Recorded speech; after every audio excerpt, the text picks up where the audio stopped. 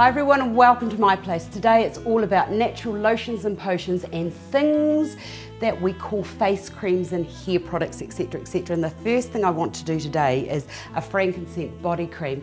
Now I put a call out to all of my followers throughout the world who are into natural lotions and potions and organics and trying to use things that have no pesticides or chemicals, and I've got lots and lots of recipes. I've test driven quite a few of them, and for my skin, and I'm 58, I've got quite a dry skin. I'm sort of in the menopause. I'm sure you don't need to know that, but I do have a dry skin, so the one that we're going to use now is just fantastic, and it is so easy to put together.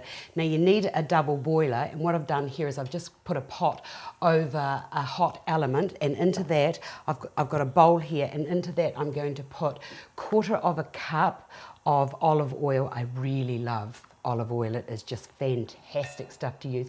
Plus I'm going to use the cocoa butter, and some of it's already starting to melt because it's quite hot here.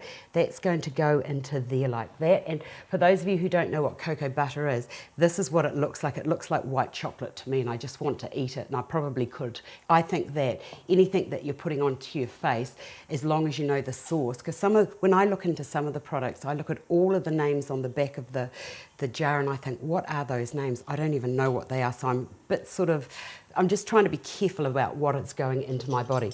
Right, that goes into there, and then 2 tablespoons of sweet almond oil, or you could use olive oil, you could use grapeseed oil, whatever you've got on hand, or even a jojoba oil would be great as well. Now that just goes into the pot, which is going to be coming to the boil very soon, and the solids of that cocoa there, that actually needs to all be a nice runny consistency. Once that melts, it's going to go into the freezer or the fridge for about an hour until it starts to go hard again. Then we're going to put the essential oils into it, and then we're going to whip it.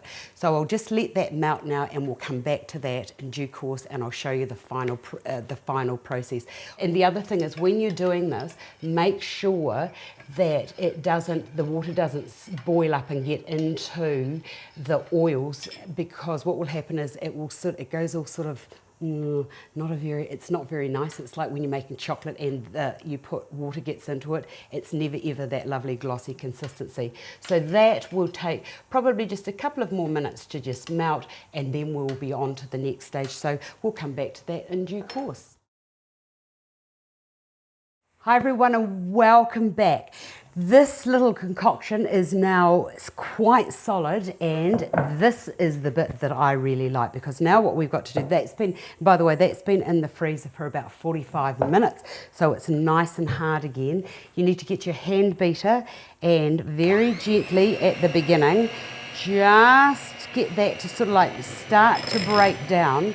And the most difficult bit is to patiently just keep whipping this up, just gently going to the sides. And it's really queer how this works, and you don't think it's going to, but it does.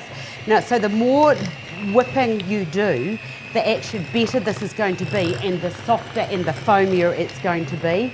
So just get right down into the middle there, and it's just the beating that starts to sort of, I'll just turn that off, because I just wanted to show you what it looks like. See how it's starting to go nice and creamy, just like so. See that there, nice and creamy? So the more of that you do, the better it's going to be, and the heat of your beater actually starts to break that down, but you are going to have to do that several times until you get it right. So just bear with me while I make noise for a couple of minutes, and then we'll see what it looks like.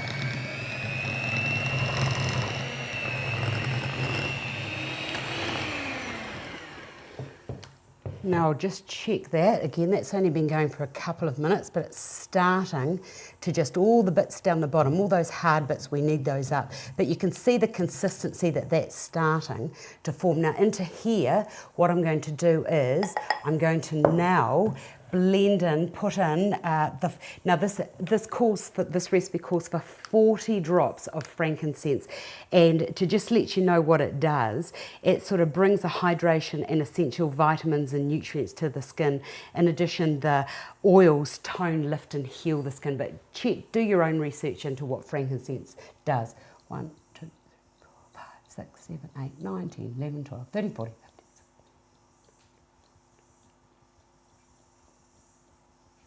And the other thing is with all essential oils, do a patch test on your skin. Don't put it straight on, put it into a barrier or a carrier oil just to make sure that you're not going to have any allergic reactions. Right, time to continue beating.